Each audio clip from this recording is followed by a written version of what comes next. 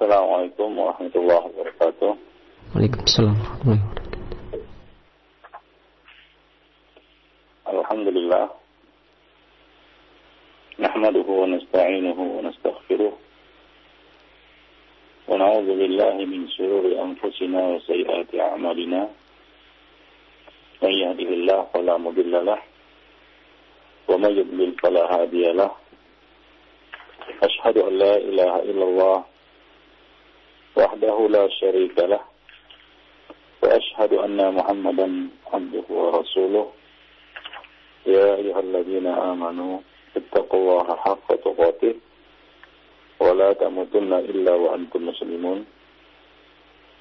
Amma ba'du, fa inna ahsanal kalami kalamullah wa khairal hadi hadi Muhammadin sallallahu alaihi wasallam.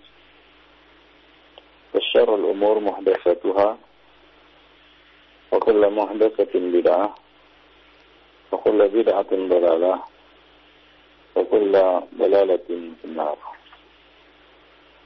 أخوة الإيمان معاشر المسلمين أعزني الله وإياكم جميعا. Alhamdulillah, pada pagi ini kita dapat bertemu di majelis yang mulia ini, yaitu majelis ilmu. InsyaAllah pada pagi ini kita akan meneruskan kajian kita, dan pada pagi ini kita akan meneruskan dosa besar yang ke-12. Pada pertemuan yang lalu kita telah membahas Al-Kabirah yang ke-12 ya, yang ke-12, yaitu memakan harta riba. Nah, pada hari ini kita akan melanjutkan kabirah yang ke-12, yang ke-13, yaitu aklu malil yatim wa dzulmuhu, memakan harta anak yatim dan berbuat zalim terhadapnya. Ikhwan fillah, azza Allah wa iyyakum jami'an. Islam merupakan agama rahmah, agama yang penuh dengan kasih sayang, agama yang melindungi umat manusia. Termasuk diantaranya adalah anak-anak yatim. Yang mana anak-anak yatim ini adalah anak-anak yang kehilangan ayah-ayah mereka sebelum mereka mencapai usia baligh.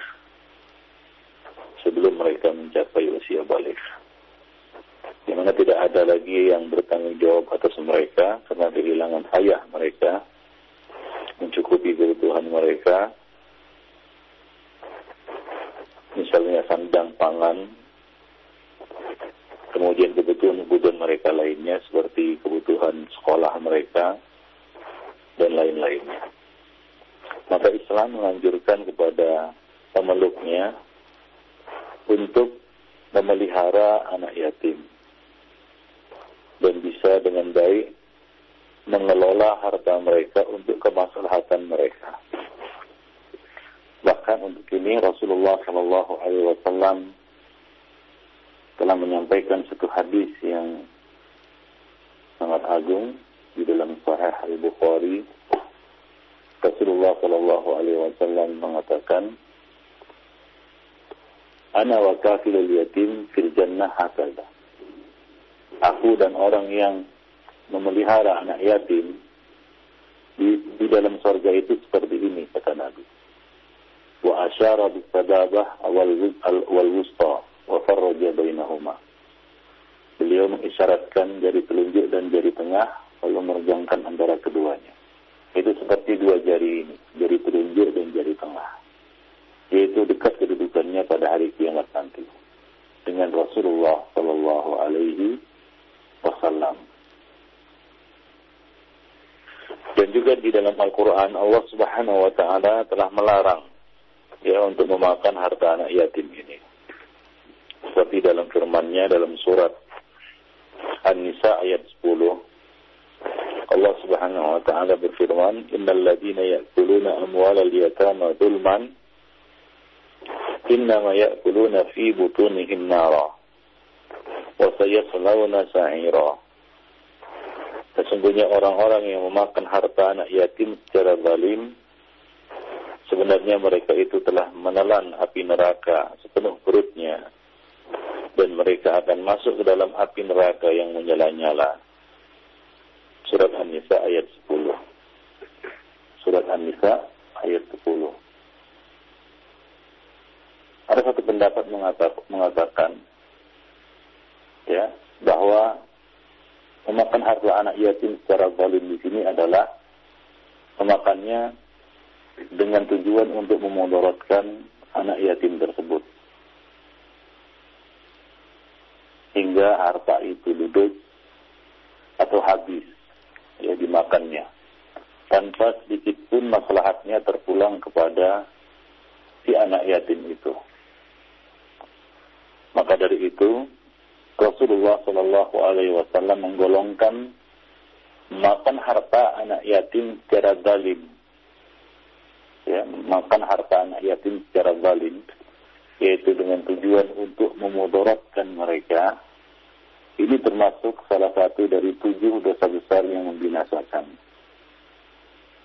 Rasulullah Shallallahu Alaihi Wasallam bersabda, "Ijtanibu as-sab'al mubiqat."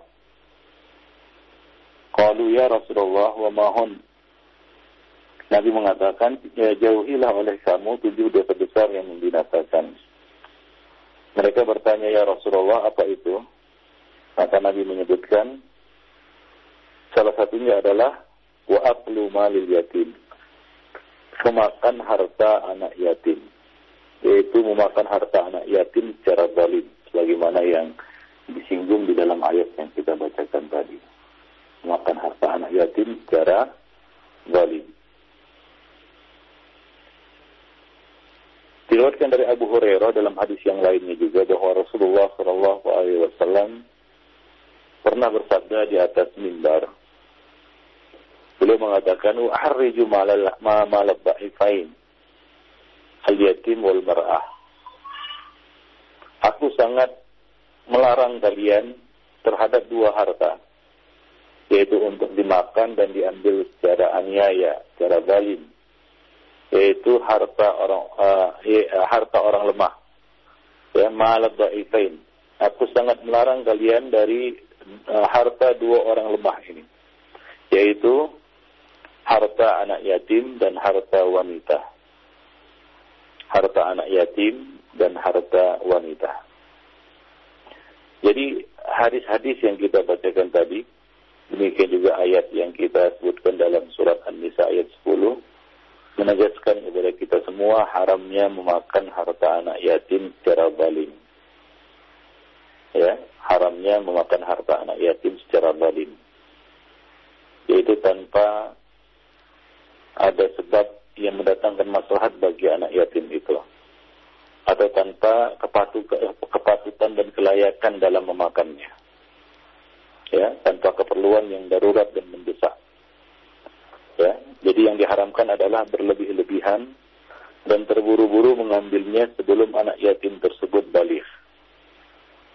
Sebagaimana Allah Subhanahu wa taala katakan di dalam Al-Qur'an, wa bidaran ayat baru, janganlah kamu tergesa-gesa membelanjakannya sebelum mereka dewasa. Jadi barang siapa menjadi wali anak yatim dan mengurus dan serta menangani urusan mereka, maka janganlah ia habiskan harta itu secara aniaya. Ia boleh mengambil harta tersebut, mengambil dari harta tersebut dengan cara yang ma'ruf. Ya, dengan cara yang ma'ruf. Yaitu dengan cara, ya, ia tidak merugikan orang anak yatim tersebut. Apabila ia termasuk orang yang fakir dan membutuhkannya, sekedar dengan tugas yang dipikulnya. Allah Subhanahu wa taala mengatakan, "Wa man kana faqiran falyakul bil ma'ruf." Dan barang siapa miskin, yaitu kita katakan pengasuh anak yatim itu adalah orang yang miskin atau fakir, maka ia boleh memakan harta itu menurut cara yang patut. Dalam ayat yang lain Allah Subhanahu wa taala mengatakan, Wala taqrabu malal yatimi illa billati hiya ahsan hatta yablugha asyuddah. Dan janganlah kamu mendekati harta anak yatim kecuali dengan cara yang lebih bermanfaat sampai ia dewasa. Ya, Ibnu Katsir di dalam tafsirnya mengatakan, para ahli fikih mengatakan, pengasuh anak yatim boleh memakan dari harta tersebut, ya, mana dari dua pilihan ini yang paling sedikit nominalnya, upah standar atau kebutuhan yang dia butuhkan. Jadi para ulama berbeda pendapat apakah ia harus mengembalikannya apabila ia sudah berkelapangan atau tidak. Ini ada dua pendapat. Pertama, ia tidak perlu kembalikan uang itu.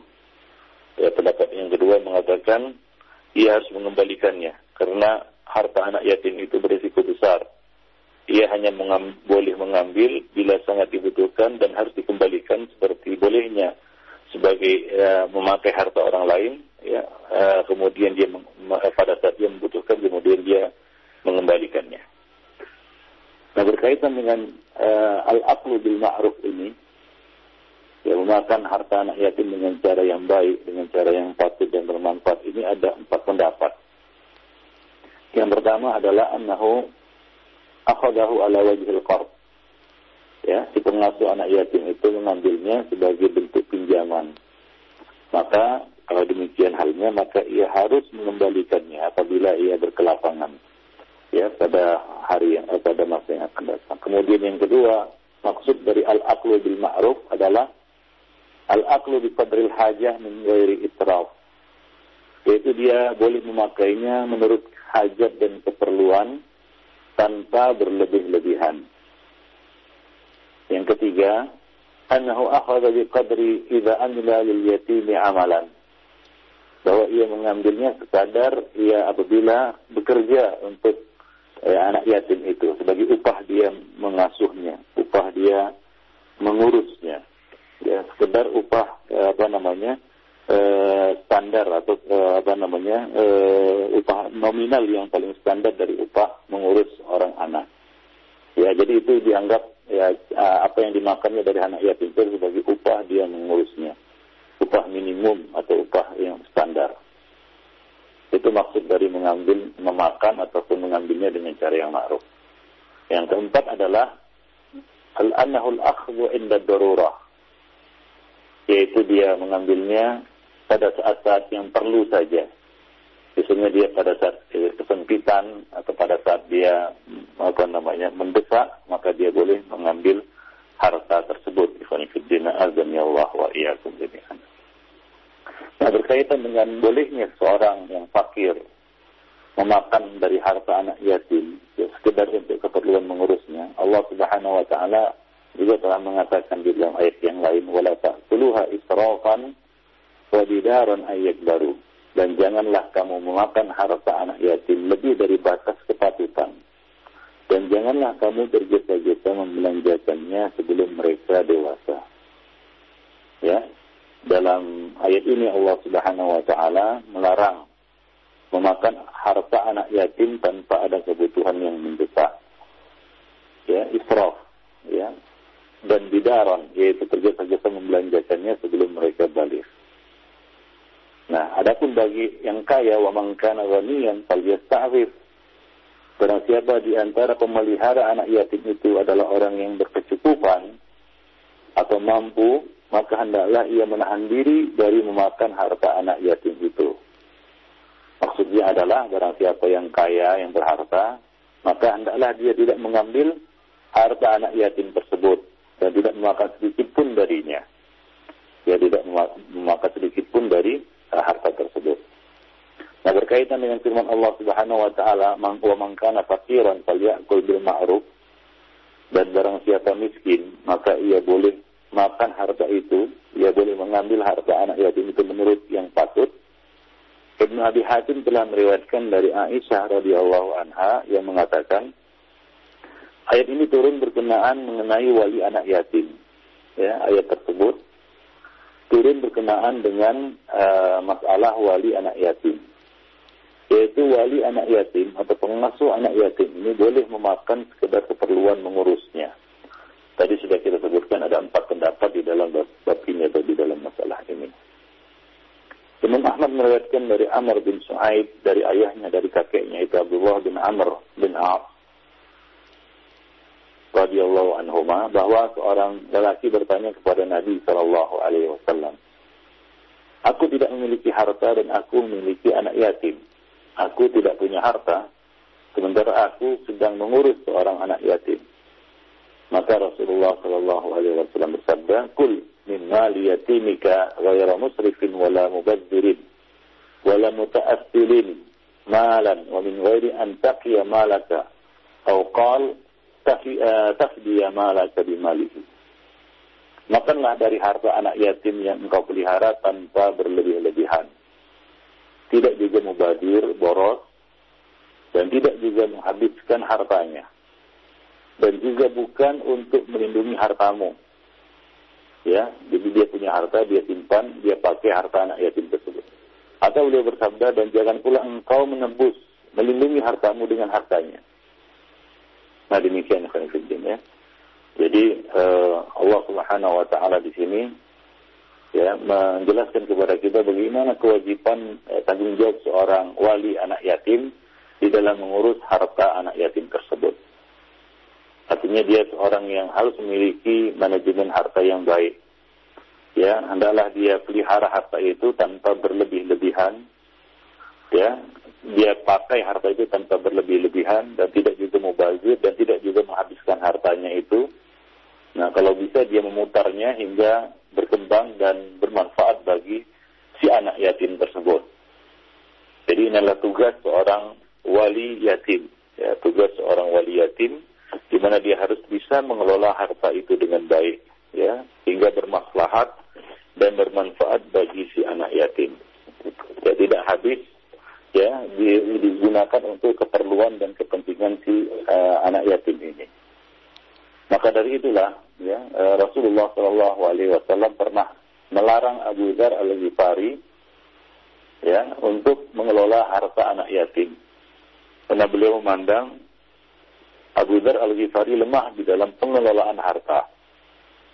Dikhawatirkan harta anak yatim itu akan habis untuk keperluan-keperluannya, ya, tanpa berkembang, hingga ketika dia dewasa, dia tidak memiliki harta lagi.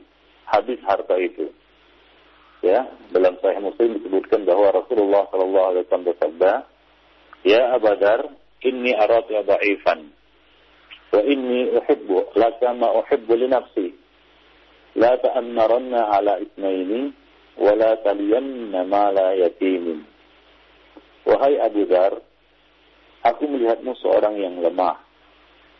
Lemah di sini bukan lemah iman, ya, bukan lemah akidah, bukan lemah agama, tapi lemah di dalam manajemen harta, ya, di dalam manajerial kepemimpinan.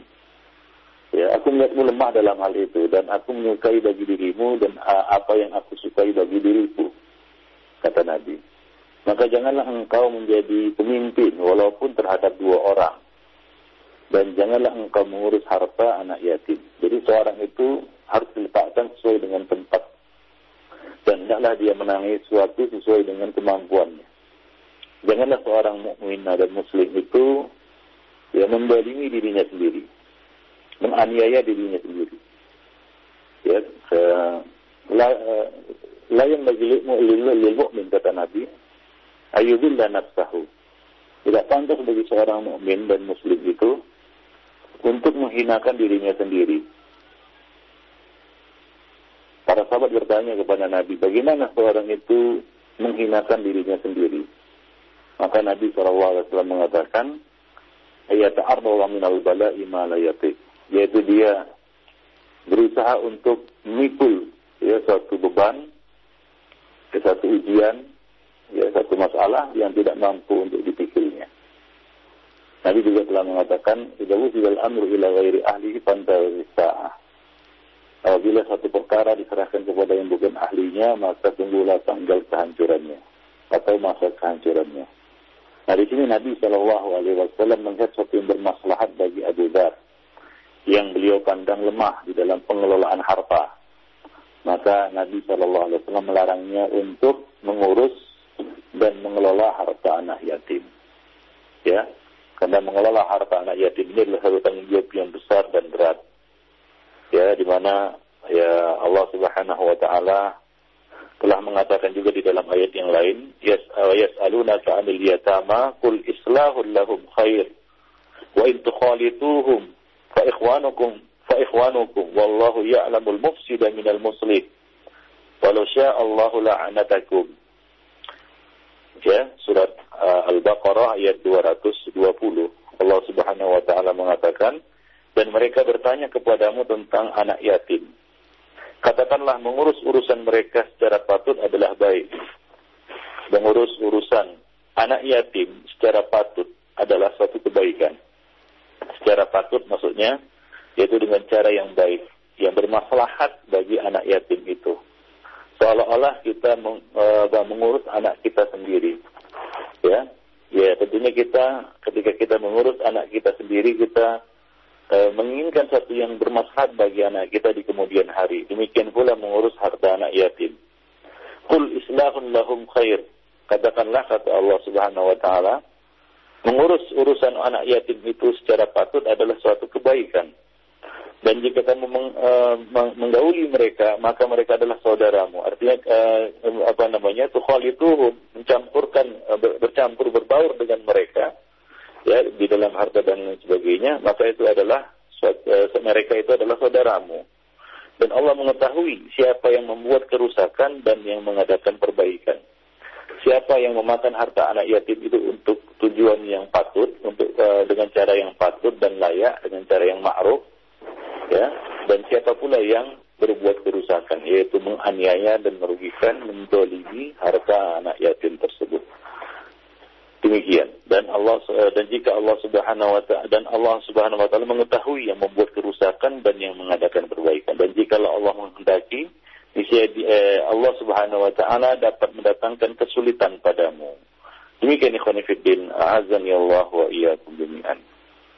Ibnu Jarir meriwayatkan dari Ibnu Abbas yang menceritakan bahwa ketika turun ayat wala taqrabu malal yatimi illa billati hiya ahsan, ya, surat Al-An'am ayat 152, dan janganlah kamu mendekati harta anak yatim kecuali dengan cara yang lebih baik, yang lebih patut, yang lebih bermanfaat.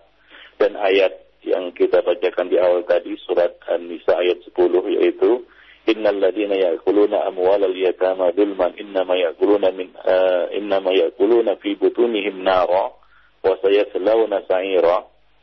Sesungguhnya orang-orang yang memakan harta anak yatim secara zalim, sebenarnya mereka itu menelan api sepenuh perutnya, dan mereka akan masuk ke dalam api yang menyala-nyala, surat An-Nisa ayat 10. Maka dengan turunnya ayat tersebut, orang-orang yang mengasuh anak yatim langsung memisahkan makanan dan minumannya dari makanan dan minuman anak yatim yang diasuhnya. Lalu ia menyisakan sebagian dari makanannya dan ia simpan untuk si yatim, sampai si yatim itu memakannya, atau makanan itu jadi basi. Karena hal itu menyulitkan mereka, yaitu menyulitkan para pengasuh anak yatim, maka mereka pun melaporkan, mengadukan hal ini kepada Rasulullah sallallahu alaihi wasallam. Maka Allah Subhanahu wa taala pun menurunkan ayat, ya, surat Al-Baqarah ayat 220, wa yas'alunaka 'anil yatama qul islahul lahum khair wa in tukhalituhum fa ikhwanukum fid din. Yang artinya, dan mereka bertanya kepadamu tentang anak yatim, katakanlah bahwa mengurus urusan mereka secara patut adalah suatu kebaikan. Dan jika kamu berbaur dengan mereka, maka mereka itu adalah saudara-saudaramu seagama. Demikian ikhwan fillah. Nah, setelah itu pun, ya, setelah ayat ini turun, mereka pun menggabung makanan dan minuman mereka dengan makanan dan minuman anak yatim itu. Demikian ikhwan fillah, azan ya Allah wa iyyakum jami'an. Ya. Jadi Allah mengatakan di sini, kul islahun lahum khair. Katakanlah mengurus urusan mereka secara patut adalah satu kebaikan. Ya, yaitu apa? Ya, mengelolanya dengan baik dan tidak memudaratkan harta tersebut, ini adalah suatu kebaikan. Dan Allah mengatakan, wallahu ya'lamul mufsida minal muslih. Allah Subhanahu wa taala mengetahui siapa yang berbuat kerusakan dan siapa yang mengadakan perbaikan. Ya, siapa yang mengadakan membuat kerusakan, yaitu berbuat zalim terhadap harta anak yatim itu, dan siapa yang berbuat kebaikan atau mengadakan perbaikan. yaitu yang mengelolanya dengan cara yang baik dan mendatangkan maslahat ya dan manfaat bagi si anak yatim itu. Nah, demikian ikhwan fillah rahimani wa rahimakumullahu jami'an. Baik. Dari situ dapat kita ambil satu kesimpulan ikhwan fillah bahwa mengelola dan mengurus anak yatim ini adalah satu tanggung jawab yang besar dan berat, membutuhkan kecakapan dan keahlian, yang membutuhkan ilmu pengetahuan, membutuhkan suatu kecakapan di dalam mengelola harta, memanajemen harta sehingga bermaslahat bagi si anak yatim itu, ya. Dan ancaman yang berat bagi orang-orang yang berbuat zalim, berbuat aniaya, memakannya dengan cara yang batil, dengan ancaman yang berat, yaitu apa? Seolah-olah mereka sedang memenuhkan ya perut-perut mereka itu dengan api yang menyala-nyala, ya. Mereka menelan api sepenuh perutnya, yaitu memenuhkan perutnya dengan api, dan mereka akan masuk ke dalam api neraka yang menyala-nyala. Demikian pula di dalam hadis, ya, itu termasuk salah satu dari 7 dosa besar yang membinasakan. 7 dosa besar yang membinasakan, yaitu makan harta anak yatim dengan cara yang baik. Maka bagi para pengelola, pengasuh, wali anak yatim, hendaklah ya mereka bertakwa kepada Allah Subhanahu wa taala. Ya, ketahuilah bahwasanya ini adalah suatu kebaikan. Ya, mengelola dan mengurus anak yatim itu adalah suatu kebaikan. Ya, Allah Subhanahu wa taala mengatakan kul islahun lahum khair. Katakanlah, ya, mengurus mereka dengan cara yang patut itu adalah satu kebaikan. Demikian pula Rasulullah sallallahu alaihi wasallam mengatakan tadi, ana wa kafilul yatimi fil jannah hakada. Aku dan pengasuh anak yatim itu di dalam surga seperti ini, kata Nabi, yaitu seperti jari telunjuk dan jari tengah yang saling berdampingan dan tidak berjauhan. Yaitu dekat kedudukannya nanti pada hari kiamat dengan Rasulullah sallallahu alaihi wasallam. Nah, demikian ikhwan fillah, azan ya Allah wa iyyakum jami'an, berkaitan dengan masalah dosa yang ke-13, yaitu memakan harta anak yatim dengan cara yang zalim, ya. Kemudian ada satu masalah, ya, bagi pengelola dan pengurus harta anak yatim ini, apakah mereka mengeluarkan zakat dari harta anak yatim itu? Ya, apakah mereka ada kewajiban zakat pada harta anak kecil atau harta anak yatim misalnya, ya, dan dan haruslah mereka mengeluarkannya. Nah, dalam hal ini para ulama berbeda pendapat, ikhwan fillah, ya, bagi para pengelola harta anak yatim yang mengurus harta anak yatim, ya, ada satu masalah, ya, apakah ya yang dikatakan janganlah mereka itu menghabiskan ataupun membelanjakan harta anak yatim ini hingga merugikan mereka, ya, seperti hadis yang kita bacakan tadi, ya, dari dari Abdullah bin Amr radhiyallahu anhu yang kita bacakan tadi. Ya, janganlah dia memakannya atau menghabiskannya dengan cara yang tidak patut ataupun dengan cara yang zalim. Apakah termasuk di dalamnya, ya, adalah menjaga harta itu agar tidak habis dimakan zakat. Karena sebagian ulama ada yang berpendapat bahwa harta anak kecil ini juga wajib dizakati. Harta anak kecil ini juga wajib dizakati, dan tentunya anak yatim termasuk anak kecil yang memiliki harta, ya. Apakah hartanya juga harus dizakati atau tidak? Nah, di sini ada masalah di kalangan para ulama. Ya, para ulama berbeda pendapat di dalam masalah ini. Ya, ada yang berpendapat, ya, nasnya tentang kewajiban zakat itu bermakna umum, ya, mencakup anak kecil dan orang gila. Zakat adalah hak orang fakir, ya, baik itu dari anak kecil, orang dewasa, orang gila, atau orang yang berakal. Nah, demikian. Ibnu Hazm al-Zahiri di dalam kitab Al-Muhalla, ya, menyatakan, adapun mengenai harta anak kecil dan orang gila, Malik dan Asy-Syafi'i berpendapat sama dengan pendapat kami, yaitu ini adalah pendapat Umar bin Khattab dan pendapat anaknya yaitu Abdullah bin Umar, Ummul Mukminin Aisyah radhiyallahu anha, Jabir bin Abdullah, Ibnu Mas'ud, Atha dan selainnya. Ya, Abu Hanifah berpendapat tidak ada zakat pada harta keduanya. Ya, tidak ada zakat pada harta anak kecil dan juga harta orang gila. Nah, Al-Hasan Al-Basri dan Ibnu Syabramah berpendapat ya tidak ada zakat ya pada emas dan perak yang mereka miliki. Adapun buah-buahan, hasil pertanian dan hewan ternak wajib dikeluarkan zakatnya.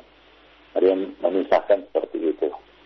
Nah, adapun Ibrahim An-Nakhai, Suraih, mereka berdua berpendapat tidak ada kewajiban zakat pada seluruh harta anak yatim. Ini yang khonifuddin azani Allah wa iyyakum jami'an. Nah, sebagian lagi mengatakan bahwa tidak ada kewajiban zakat ya. Ada kewajiban zakat pada anak kecil tersebut. Nah, kemudian ada yang memisahkan juga antara zakat fitrah dan zakat harta. Ya, zakat fitrah harus dikeluarkan dan ada pun zakat harta ya tidak harus dikeluarkan dari mereka. Ala kulli hal ikhwan fillah azan Allah wa iyyakum jami'an, terlepas dari manakah yang lebih rajih ya dari dua pendapat ini atau dari pendapat-pendapat tersebut, ya intinya adalah janganlah kita membiarkan harta anak yatim itu ya habis begitu saja untuk mengurusnya atau untuk memeliharanya, untuk memelihara anak yatim itu, baik itu dibelanjakan untuk kemaslahatan mereka atau untuk dimakan sekedar dengan cara yang patut dan layak bagi si pengelolanya, ataupun karena dikeluarkan zakatnya, minimal itu zakat fitrah ya, hingga ketika anak itu dewasa ataupun tiba waktunya untuk menyerahkan harta itu kepadanya, ya ia tidak memiliki harta lagi. Nah, demikian ya khonifuddin azani Allah wa iyyakum jami'an. Baik. Demikianlah ya berkaitan dengan masalah zakat ya bagi harta bagi anak kecil ya, zakat bagi anak kecil. Adapun Syalbani berpendapat bahwa ketika dia ditanya, ketika beliau Syalbani ditanya tentang zakat harta anak yatim, ya beliau menjawab tidak ada kewajiban zakat atas harta seseorang yang belum mencapai usia baligh, menurut pendapat yang rajih. Artinya ya tidak ada zakat, tidak ada kewajiban zakat atas hartanya. Wallahu a'lam bishawab. Nah, demikian khonifuddin azani Allah wa iyyakum jami'an. Jadi ya kembali kita kepada masalah harta anak yatim ini, hendaklah ya pengelola dan pengurus harta anak yatim itu ya benar-benar takwa kepada Allah Subhanahu wa taala di dalam mengurusnya. Janganlah sampai amal soleh ini justru menyebabkan ia jatuh dalam satu larangan yang berat ataupun satu ancaman yang besar, yaitu dia masuk dalam golongan orang-orang yang memakan harta anak yatim dengan cara yang zalim. Ya, jadi ini adalah satu keutamaan Allah Subhanahu wa taala menganjurkan kita untuk memelihara anak yatim, ya, untuk memperhatikan urusan anak yatim, ya. Nah, dan memuji orang-orang yang mengurusnya, wali-wali yang mengurusnya. Namun demikian, ya hendaklah seorang itu janganlah dia lalai di dalam mengurusnya ataupun zalim di dalam mengurus harta anak itu, hingga ia makan harta itu dengan cara yang batil, ia memakan harta anak yatim itu dengan cara yang batil. Nah, demikianlah ikhwan fillah azani Allah jami'an berkaitan dengan dosa besar yang ke-13, yaitu memakan harta anak yatim secara zalim. Nah di sana ada hadis-hadis yang sebenarnya tidak sahih ya, berkaitan dengan ancaman orang-orang yang memakan harta anak yatim. Ya, seperti misalnya hadis yang disebutkan tentang kisah Isra Mi'raj, ya, bahwa ya Nabi SAW bertemu dengan orang-orang yang yang memakan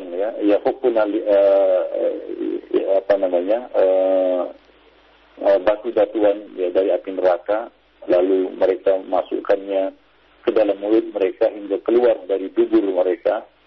Ya, orang-orang atau kaum yang memakan batu karang dengan yang dari api neraka, mereka masukkan ke dalam mulut mereka hingga keluar langsung dari dubur mereka.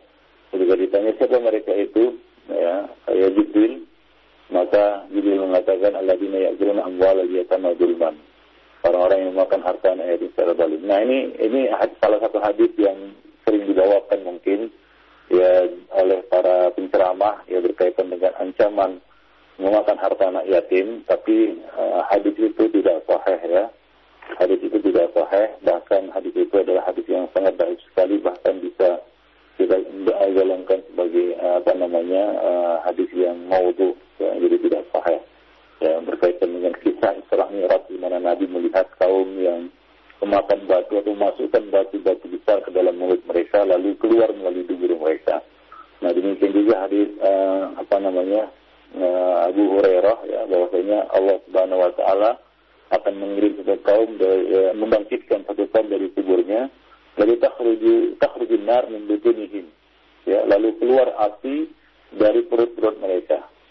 Ya, nah demikian. Dikatakan siapa mereka? Ya Rasulullah. Ya, maka Nabi mengatakan alam tara anna Allah ta'ala yaqul alladziina ya'kuluna amwal yatama dzulman innama ya'kuluna fi butunihim nara. Ini ada hadis juga seperti ini yang diriwayatkan, ya, dinisbatkan kepada Nabi dari Abu Hurairah radhiyallahu anhu, dan hadis ini juga ya lemah sekali dan bahkan bisa dikatakan hadis mungkar atau hadis yang maudhu. Dan di dalamnya terdapat perawi-perawi yang yang kadzab, ya. Nah demikian khonifuddin. Azan ya Allah demikian. Jadi itu beberapa hadis yang mungkin sering dibacakan oleh para penceramah atau khatib di atas mimbar, namun ternyata hadis itu adalah hadis yang lemah dan palsu. Nah, ya, cukup dia beberapa ayat dan hadis yang kita sampaikan kepada para pendengar yang menjelaskan kepada kita ya ancaman yang berat bagi orang-orang yang memakan harta anak yatim dengan cara yang batil atau dengan cara yang zalim. Nah, demikian saja khonifuddin. Azan ya Allah wa jami'an. Insyaallah kita akan lanjutkan nanti pada pertemuan yang akan datang masih dengan berkaitan dengan dosa-dosa besar, ya yang ke-14 insyaallah, yaitu berdusta atas Allah dan Rasulnya. Demikian saja. Saya bilang kurang maaf. Baik, ya, terima kasih banyak Ustaz atas penjelasan antum. Syukran jazakallahu khair wa barakallahu fik. Dan demikianlah ikhwatal iman rahimani wa rahimakumullah, pendengar Radio Roja, semoga Allah rahmati dan muliakan. Pembahasan yang disampaikan oleh Ustaz Abu Ihsan Al-Maidani hafizahullah taala mengenai bahaya dosa memakan harta anak yatim secara zalim, dan mudah-mudahan apa yang beliau sampaikan bermanfaat bagi kita semua. Dan selanjutnya akan kami buka sesi tanya jawab bagi Anda yang ingin bertanya langsung. Silakan Anda bisa menghubungi kami di line telepon di 0218236543 atau di pesan singkat di 0819896543. Dan untuk kesempatan pertama kita akan angkat pertanyaan di line telepon. Ya, halo. Waalaikumsalam warahmatullahi wabarakatuh. Dengan siapa, dari mana Pak? Dari Purwakarta, Bapak Ustaz. Dengan Bapak siapa? Dengan Bapak Ahmad. Pak Ahmad di Purwakarta. Silakan Pak Ahmad. Gini, saya punya masalah keluarga Pak Ustaz, ya. Yang mana kami itu punya keluarga 13 cucunya. Nah, dari dulu harta tuh udah dibagi-bagikan, sementara sekarang ada sisa. Waktu dibagikan orang tua masih komplit. Sekarang orang tua perempuan yang masih tersisa. Nah, untuk harta yang dari dulu sampai sekarang itu bisa dihitung semua atau gimana ya? Itu aja ya. Assalamualaikum warahmatullahi wabarakatuh. Waalaikumsalam warahmatullahi wabarakatuh. Silakan Ustaz. Ya, kurang jelas tadi pertanyaannya ini. Betul. Apakah itu harta warisan atau harta dibagi-bagikan itu harta hibah atau bagaimana? Ya tentunya harta, ya, berkaitan dengan harta, ya kita mengetahui bahwa harta hibah itu harus dibagi secara rata ya kepada anak-anak. Ya tidak boleh menurut perhitungan hukum warisan. Ya, Nabi mengatakan dulu baina auladikum, berlaku adillah kepada anak-anak kamu. Nah, ini berlaku juga di dalam bab hibah. Jadi kalau itu harta yang dibagi-bagikan itu adalah dalam bentuk hibah, maka itu harus dibagikan secara sama rata kepada anak-anak laki-laki maupun perempuan. Ya, tidak ada berlaku di sini bagian anak laki-laki 2 kali lipat bagian anak perempuan. Nah, kalau harta itu adalah harta warisan, maka dibagilah menurut kaedah warisan yang telah dijelaskan oleh Allah Subhanahu wa taala di dalam Al-Qur'an, ya. Nah, demikian. Di mana anak laki-laki mendapat bagian 2 kali lipat dari bagian anak perempuan. Nah, demikian. Dan juga berkaitan dengan istri, ya, dengan istri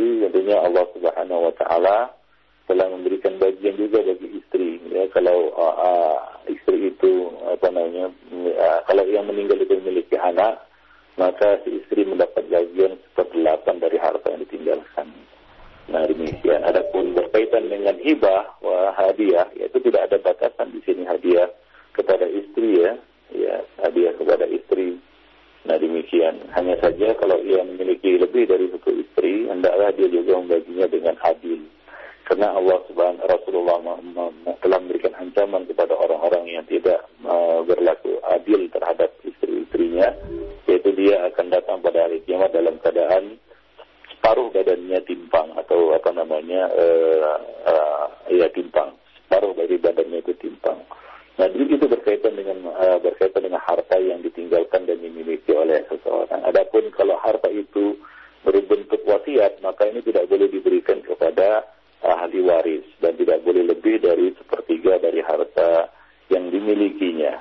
Nah, demikian, wallahu a'lam bishawab. Ya, baik, terima kasih banyak Ustaz atas jawabannya, dan demikian untuk Bapak Ahmad yang berada di Purwakarta, mudah-mudahan dapat difahami dan pendengar yang lainnya. Dan selanjutnya masih kami beri kesempatan untuk penelpon kedua di 0218236543 ya. Halo. Waalaikumsalam warahmatullahi wabarakatuh. Dengan siapa, dari mana, Ibu Ida di Bekasi. Silakan Ibu Ida. Ini Ustadz, Ana mau nanya, apakah ada contohnya kalau kita sebentar ya, radionya dikecilin dulu ya. Iya. Ya, mohon maaf pada Bu Ida, ketika radio dikecilkan mohon untuk tidak ditutup ya, dan kami mohon maaf terputus. Dan selanjutnya akan kami angkat pertanyaan yang masuk melalui pesan singkat. Sudah masuk beberapa pertanyaan. Ada pertanyaan dari Abdullah yang berada di Cilengsi, Ustadz. Bolehkah kita meminjam harta anak yatim untuk mengembangkan usaha kita, dan tentunya akan dikembalikan di kemudian hari tanpa ada pengurangan atau kelebihan? Apakah harus diberikan juga sebagian keuntungan uang yang kita pinjam tersebut kepada anak yatim yang tentunya sebagai pemilik harta? Silakan Ustadz. Ya, tentunya ini bagus pertanyaannya berkaitan dengan harta anak yatim yang kita pegang ya.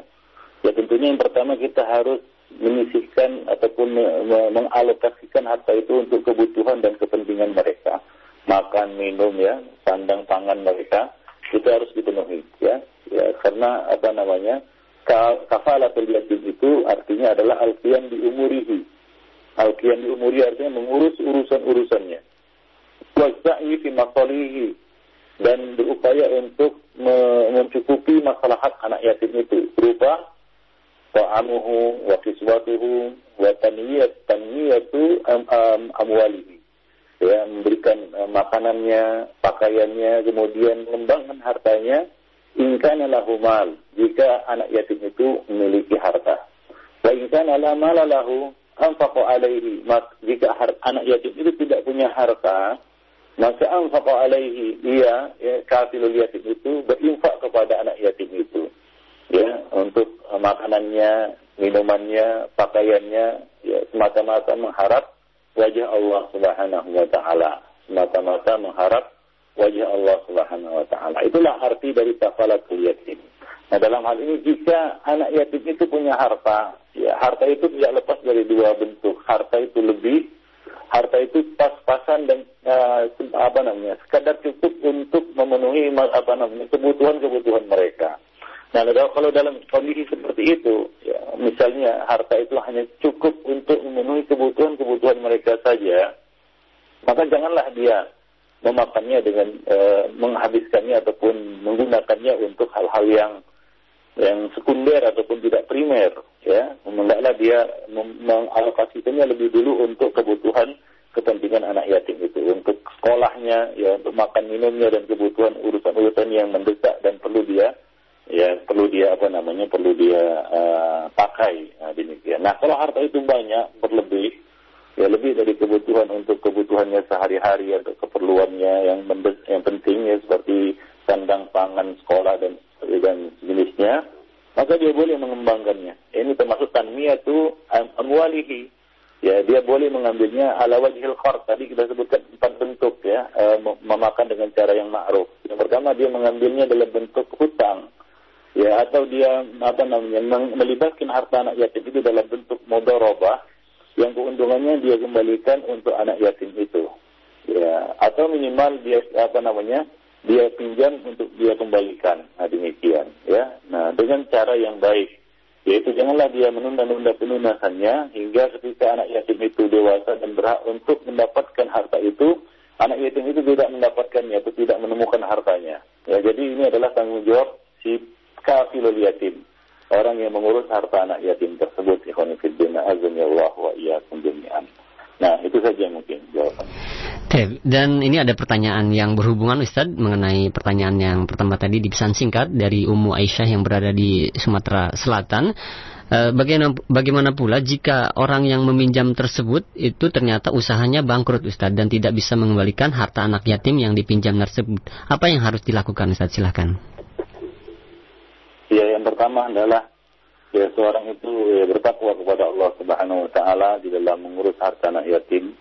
Ya, maka dari itu orang yang mengurus harta anak yatim ini harus orang-orang yang cakap dan memiliki keahlian di dalam mengelola dan mengurus harta, ya, dalam manajemen harta. Dia adalah orang yang piawai, orang yang cakap di dalam mengurus harta.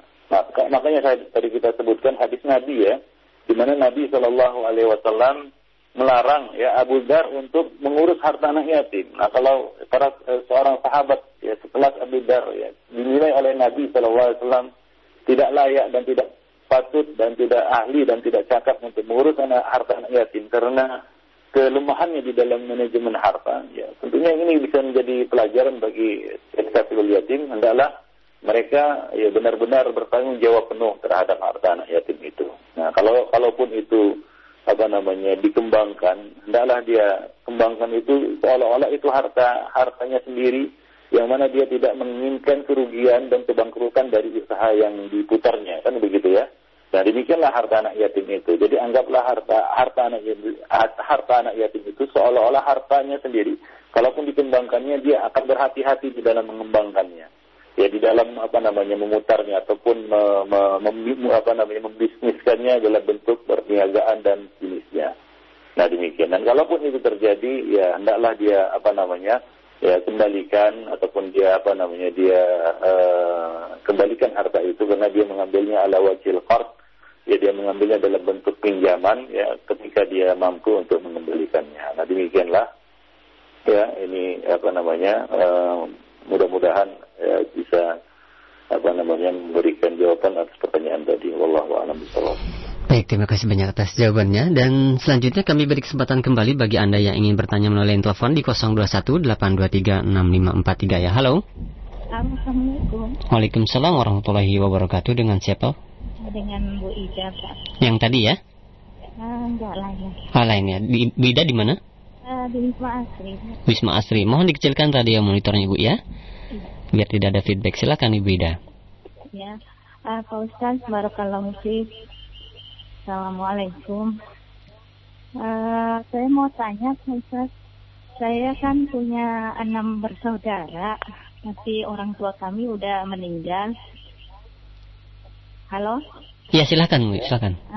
Tapi kami belum sempat membagikan warisan ya Pak Ustaz, karena saya sekarang ada di Jakarta, sementara saudara-saudara saya ada di kampung gitu. Nah, saya udah coba untuk bicara dengan saudara-saudara saya, cuman sepertinya mereka tidak mengerti atau gimana gitu membagi yang ada itu, yang dari orang tua itu gitu. Gimana cara saya untuk menyampaikan kepada mereka gitu, bahwa hal itu memang harus dibagi berdasarkan hukum waris ya? Iya, betul. Masing-masing gitu. Ya. Mohon penjelasannya Pak Ustadz. Jazakumullahu khairan. Iya. Assalamualaikum warahmatullahi wabarakatuh. Waalaikumsalam warahmatullahi wabarakatuh. Bagaimana Ustadz pertanyaan mengenai masalah waris kembali Ustadz? Iya, ini Allah Subhanahu wa taala telah memberikan ancaman sebenarnya orang-orang yang tidak melaksanakan hukum waris ini ya. Ya, Allah Subhanahu wa taala mengatakan tilka hududullah wa may yuti'illaha wa rasulahu yudkhilhu jannatin tajri min tahtiha al-anhar khalidina fiha wa dzalikal fawzul 'adzim. Wa may ya'sillaha wa rasulahu wa yata'adda hududahu yudkhilhu naran khalidan fiha wa lahu 'adzabun muhin. Ya, surat An-Nisa ayat 13, 14. Ya, hukum-hukum tersebut, yaitu hukum-hukum waris ini adalah ketentuan-ketentuan dari Allah. Barang siapa taat kepada Allah dan Rasulnya, niscaya Allah akan masukkannya ke dalam surga yang mengalir di dalamnya sungai-sungai, sedang mereka kekal di dalamnya. Dan itulah kemenangan yang besar. Dan barang siapa mendurhakai Allah dan Rasulnya dan melanggar ketentuan-ketentuan Allah, yaitu di dalam bab waris-mewaris ini, dalam bab warisan ini, niscaya Allah akan masukkannya ke dalam api neraka, sedang ia kekal di dalamnya dan baginya siksa yang menghinakan, azabun muhin. Ini ancaman terhadap siapa saja yang melanggar hukum Allah dalam pembagian warisan. Ya, dalam pembagian warisan. Nah, jadi ya ayat tersebut maksudnya adalah ya berbagai ketentuan dan ya ukuran yang dijadikan oleh Allah Subhanahu wa taala yang Allah tetapkan untuk ahli waris, maka hal itu sesuai dengan kekerabatan mereka kepada si mayit dan kebutuhan mereka kepada harta itu, ya, serta rasa kehilangan mereka dengan kepergian si mayit ini.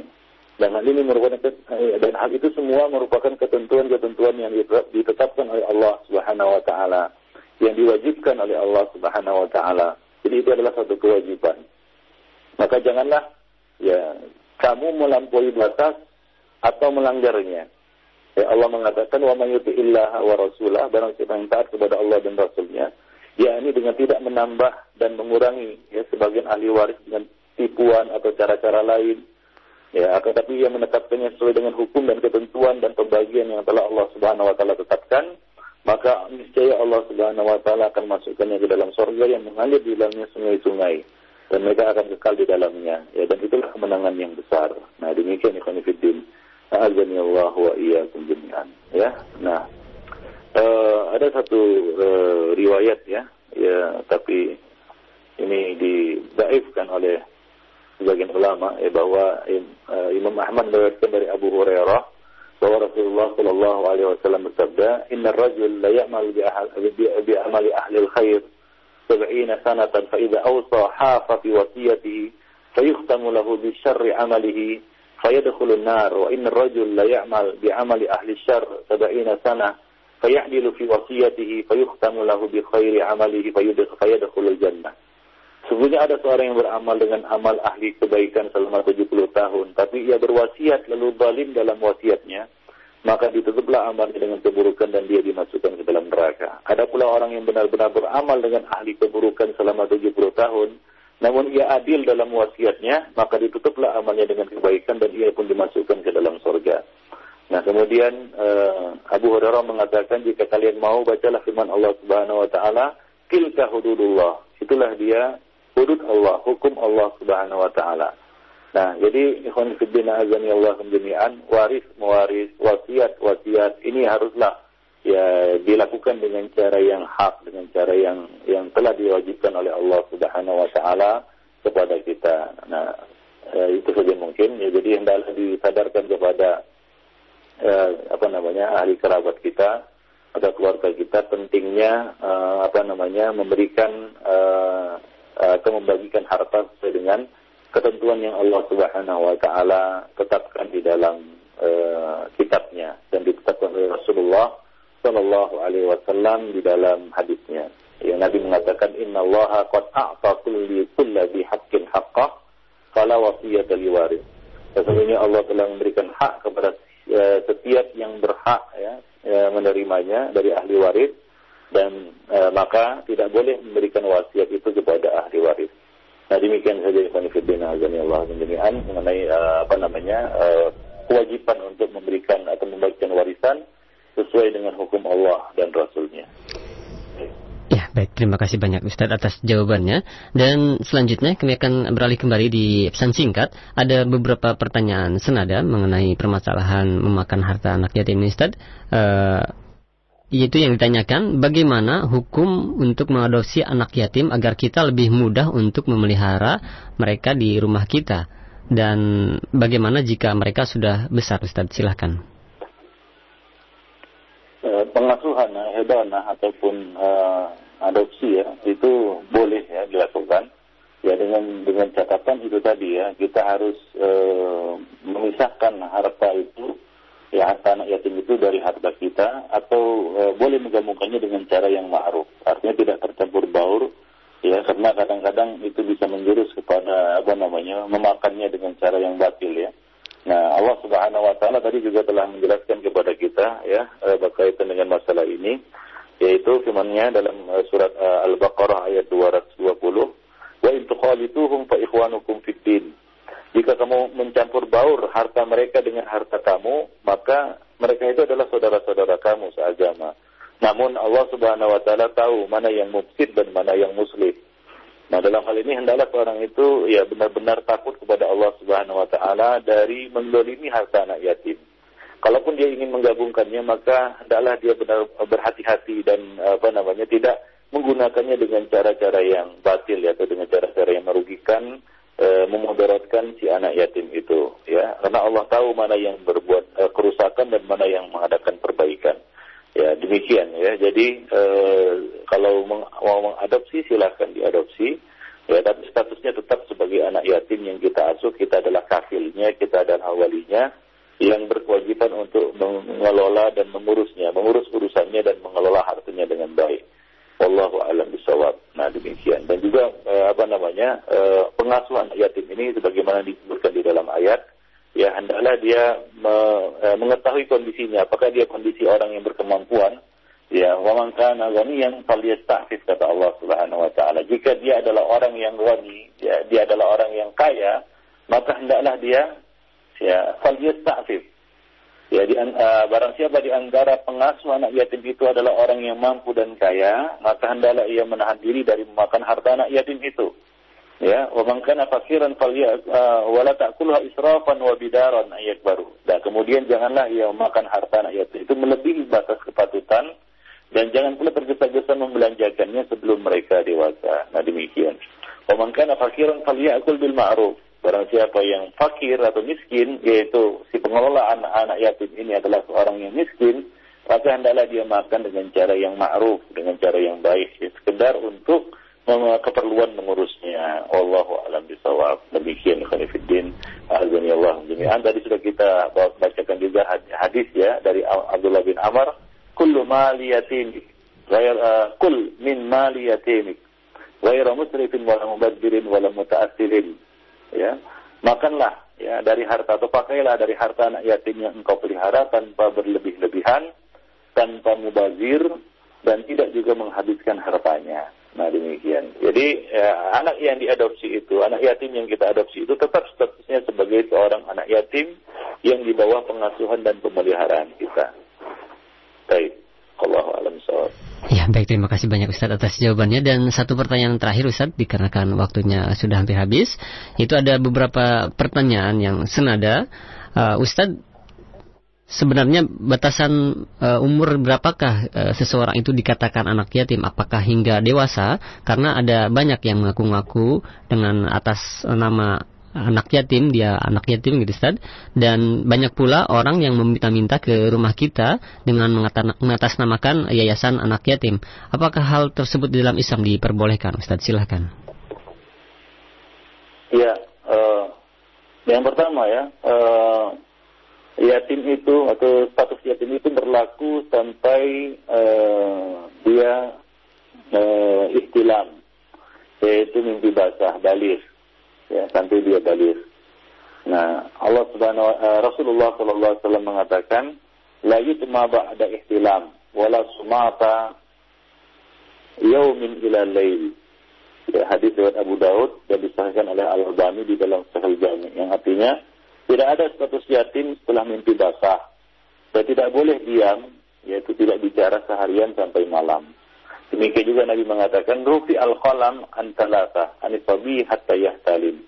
Diangkat pena itu dari 3 orang. Di antaranya adalah yang pertama dari seorang anak, ya, anak kecil sampai dia ihtilam, sampai dia baligh, ya, mimpi basah. Nah, jadi status yatim itu berlaku, ya, sampai, ya, dia itu baligh. Nah, demikian. Nah, ini berbeda-beda, ya, antara satu dengan yang lainnya. Ya, ada yang sebagian fuqaha mengatakan yaitu batasnya 15 tahun. Dalam hal ini mereka berdalil dengan hadis yang diriwayatkan dari dalam kitab Sahihain dari Ibnu Umar yang mengatakan pada perang Uhud aku mengajukan diri untuk berperang kepada Nabi dan saat itu aku berumur 14 tahun. Namun beliau tidak mengizinkanku. Ya. Sedangkan pada perang Khandaq aku pun mengajukan diri kembali dan saat itu aku berumur 15 tahun. Maka beliau mengizinkanku. Nah demikian. Jadi dari situ mereka mengatakan, nah ini usia 15 tahun. Nah, jadi dan juga para ulama berbeda pendapat mengenai tanda tumbuhnya tanda-tanda kebalihan seseorang. Ada yang mengatakan tumbuh bulu kemaluannya, tumbuh jenggotnya dan sebagainya. Tapi acuannya adalah ihtilam, yaitu mimpi basah. Nah, itu berkaitan dengan statusnya ya. Nah, kemudian berkaitan dengan penyerahan harta anak yatim itu. Ya, kapankah harta anak yatim itu diserahkan kepada mereka? Ya, harta anak yatim baru boleh diserahkan kepada mereka apabila mereka sudah sampai kepada usia rusyd, yaitu cerdas dan bisa pandai cakap mengelola hartanya sendiri. Allah Subhanahu wa taala mengatakan, "Fa in anastum minhum rusydan fadfa'u ilaihim amwalahum." Kemudian jika menurut pendapatmu mereka telah cerdas, ya rusyd, ya pandai untuk memelihara harta, mengelola harta sendiri, maka barulah serahkan harta-harta itu kepada mereka. Nah, demikian khonifuddin azanillahu jami'an. Ya, Said bin Jubair mengatakan yakni telah baik dalam agamanya dan pandai dia memelihara hartanya. Nah, jika seorang anak telah baik agamanya dan pandai mengelola hartanya, maka lepaslah hukum penangguhan hartanya. Ya, artinya apa? Wali harus menyerahkan harta-hartanya itu kepadanya. Wallahu a'lam bishawab. Nah, demikianlah batasan yatim, ya, status yatim, kemudian waktu penyerahan harta anak yatim itu kepadanya. Wallahu a'lam bishawab. Ya, baik Ustaz, terima kasih banyak atas jawabannya dan mungkin tadi merupakan pertanyaan terakhir Ustaz dan ada satu kesimpulan yang dapat disampaikan untuk menutup acara di kesempatan pagi hari ini. Silakan. Iya. Khonifuddin azanillahu jami'an, tadi telah kita sampaikan beberapa ayat-ayat dan hadis Rasulullah ya yang menjelaskan kepada kita haramnya yang memakan harta anak yatim secara batil, ya, tidak dengan cara yang ma'ruf atau dengan cara yang zalim. Nah, ini merupakan salah satu dosa besar, ya. Bukti bahwasanya dia adalah suatu dosa besar adalah Nabi SAW menggolongkannya sebagai salah satu dari 7 dosa besar yang membinasakan, ya. Ijtanibu as-sab'al mubiqat, di antaranya adalah aklu malil yatim, memakan harta anak yatim secara zalim. Nah, kemudian yang kedua, ikhwanifiddin, ya, memelihara anak yatim, ya, mengelola harta anak yatim ini adalah satu kebaikan.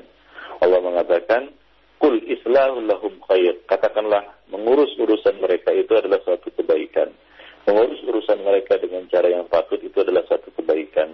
Nabi SAW juga menganjurkan kita untuk mengelolanya dan memberikan suatu janji yang besar, ya, bagi orang-orang yang memelihara anak yatim, yaitu dia akan bersama Rasulullah, dekat dengan Rasulullah majelisnya pada hari kiamat, sedekat, ya, antara jari telunjuk dan jari tengah.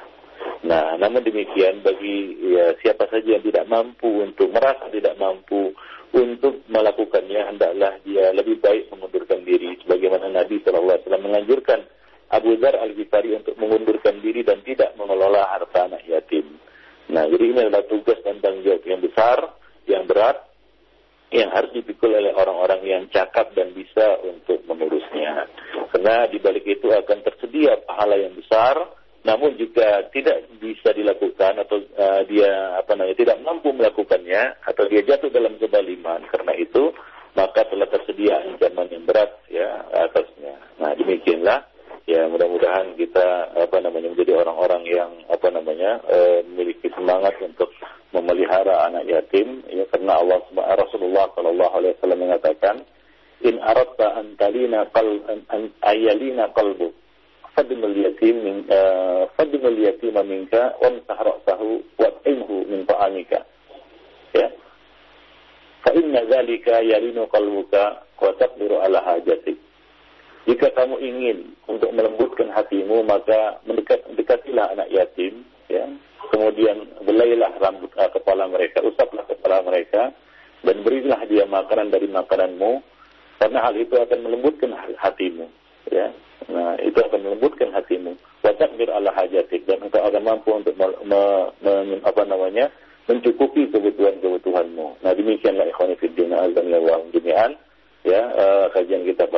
ini. Lebih dan kurang saya mohon maaf. Subhanakallah bihamdik. Asyhadu an la ilaha illa anta wa astaghfiruka wa